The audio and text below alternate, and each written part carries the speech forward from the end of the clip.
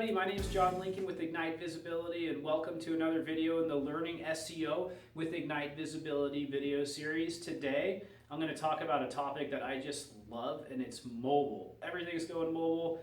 As you probably know, there's now more mobile searches happening on Google than there are desktop searches. I was looking at some of our clients before this. Some have 50-60% of their traffic coming in through mobile devices, both iOS and Android and other ones as well. So today I'm going to talk to you about a bunch of the most important things in mobile, from mobile SEO to mobile tools, all the way down to the latest things that just came out at Google I/O that have to do with mobile. So this is going to be a great video, and I'm really excited to talk to you about it. Let's jump into it.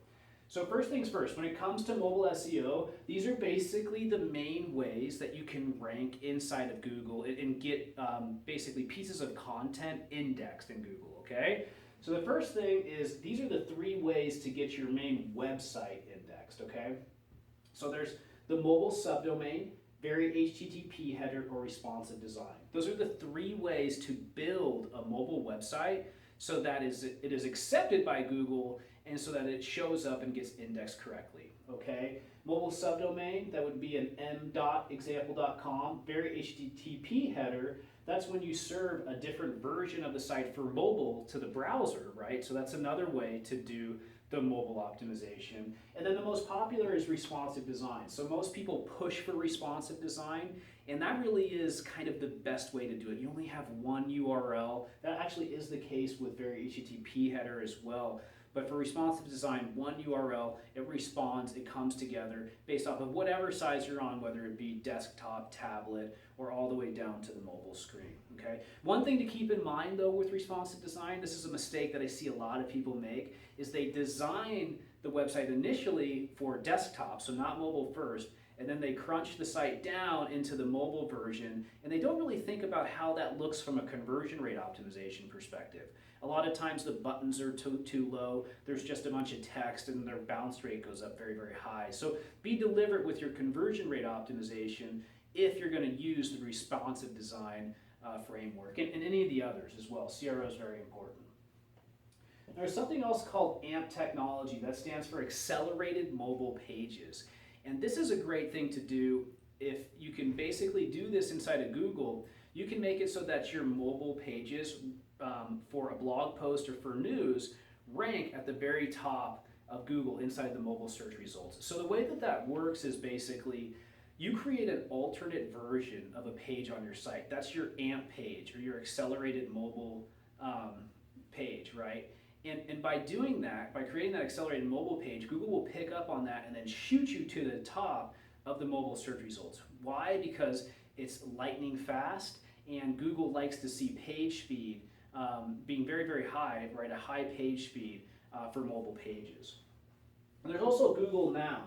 So you've probably seen this before, but Google Now is actually more of a device-specific mobile feature that basically will look at your history and the things that you've done, and then offer you cards and information based off of what Google thinks that you're going to do next. For instance, they might tell you how long your commute is going to be home. So Google Now is pretty interesting, especially because you can make applications for that now. Okay. Oh, and the one thing that I skipped over here is application indexing. So if you do build an app, then there's a specific way that you need to optimize that app so that it shows up in Google search results, right? And if you do a search and you have that app installed on your phone, that app is going to show up inside of the search results. People can click on it and then they can open that. I'm going to talk more about apps in a minute. There's a lot of big changes that are happening with that. So when it comes to the types of content in mobile, so if you do a search on a mobile device, right, specifically in Google, these are the types of content that you're going to see inside of the mobile search results right now. So first one is ads. Of course, we still have ads, right? So you've got the pay-per-click ads towards the top, right? Actually, Google just extended the length of the mobile ads. So the titles are a little bit longer now, and pay-per-click managers are finding ways to take advantage of that. You also have AMP, right? So if you do a search on mobile for something that's kind of news related, you'll see these AMP cards at the top of the search results. You can kind of scroll along and you can see news item after news item after news item. You can install this on your own website. You can take advantage of this traffic right now yourself, there's a very easy WordPress plugin that will allow you to install AMP on your content pages if you're interested. There's also all the normal things such as news, images, videos, maps, shopping, books, flights, apps, and search tools, right? So this right here, these are all the tabs that you're going to see in the mobile results. And I find this important because these are all the different segments that you can have to rank inside of Google Mobile, right? So for news, specifically, you can be a news site, and you can have a sign up for the Google News Center, Publisher Center. You can have a news sitemap, you can get indexed here, you can have an RSS feed that feeds directly to the Publisher Center so that you get indexed more quickly. Also, Bing, just for the record, just came out with a new news area for publishers this week, so something you should check out. Also images, so you want to have your image sitemap, videos, video sitemap, and then of course maps, your Google Plus or Places page, and there's things you can do for shopping, books, flights, you name it. I won't go into that all right now. You'll also see the knowledge graph listed, right? So I just wrote a post on the knowledge graph recently on Ignite Visibility, how to rank in the knowledge graph. A lot of that comes down your Wikipedia page, your structured data, things like that. And then you'll also see related questions in there, which related questions can be very, very good to look at for ways to structure content on your web page. If they're the related questions, then they're the things that people are looking for. So it's nice to take that data, put that into your own web page, use that as a way to craft your own web page. And then by doing that, you'll make sure that you've got that 10x high value content that people are looking for and that ranks so well in Google. And there's also instant answers. So if you have a very credible site that relates specifically to a question that's asked, whether it be voice search or whether it be just something that's typed in, there's a good chance that an instant answer might pop up right above your URL, attributing that instant answer to your page, which can be a great credibility factor. In Google, we have quite a few clients who do have that instant answer feature. They like it quite a bit. So now I'd like to jump into tools a little bit. We've talked a little bit about just the general ways to rank, the types of content, but it's always nice to know the tools that can really benefit you. So we've got Google Analytics, and I love Google Analytics because you can just dive in, you can segment by mobile, tablet, and desktop. You can see your conversion rates, you can see your top devices, your locations, the browsers that they're looking on. Recently, I spoke at an event yesterday, and we were looking at healthcare clients, a couple of our healthcare clients, and we saw that over 55% of their traffic came from mobile. 45% of that was from iPhone, which I thought was very, very interesting. I didn't expect to see iPhone that high, especially since over 50% of the mobile devices use Android. But that was the case in that specific industry. Also, inside of Google Search Console, you've got your mobile usability report. So you can see if each of your pages is mobile ready if you hook up your website to Google Search Console, your mobile site. And then you've got the new Google testing tool. So Google has 2 mobile testing tools now. There's a new one that just came out. You can check it out on Think with Google. And that new mobile testing tool is going to give you a mobile score, and then it's going to give you page speed scores. And it's going to tell you exactly what you can fix to be more mobile ready. Really cool feature, something you should check out. And then SEMrush is a tool that I talk about a lot, but what I like about SEMrush is they have their desktop report and then they have their mobile report. So think about the implications of that. You can put in a competitor, you can see all the things that your competitor's ranking for in mobile, and then you can reverse engineer that for yourself, or you can put in your own site and you can see what you're doing well and what you're not and where your errors are. So make sure to check out SEMrush and use their mobile report. And then finally, never forget about how important conversion rate optimization is for mobile, because basically if you're not converting, then it's not going to be worth your time at all. So you can run Google content experiments to try different versions of your mobile landing pages to get the highest conversion rate, and then eventually push the best version live, okay? So now the last thing that I have here is Google I/O just went live recently. So Google I/O, that's Google's big conference, and they came out with some stuff that some of it kind of blew my mind, some of it was not as exciting, but one of the first things was Google Firebase.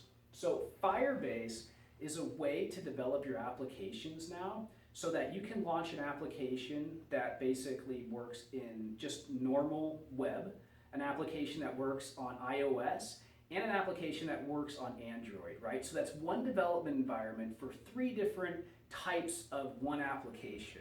So a lot of great implications there, and definitely something that developers are going to be looking at quite a bit. Also, instant apps. So in a way, this is revolutionizing the way that we look at applications.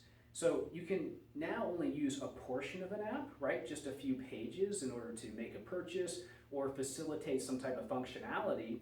Or say you're going into your doctor's office, they might have a physical object, right? Like a little box right here. I take my phone, I touch it, it downloads the application, and now I can use that for a period of time until it deletes while I'm at the doctor's office, right? So applications change from being something that always has to be on your phone to something that you download instantaneously and then get rid of. And I think that that's a great concept, because think about it for yourself.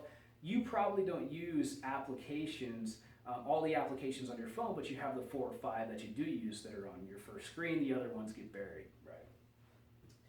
They also talked about Google Assist and Google Home. So this was really interesting to me, because all of the large kind of players out there, Facebook, Amazon, right? They're trying to create these home assistant technologies, and that's exactly what Google's done with Google Home.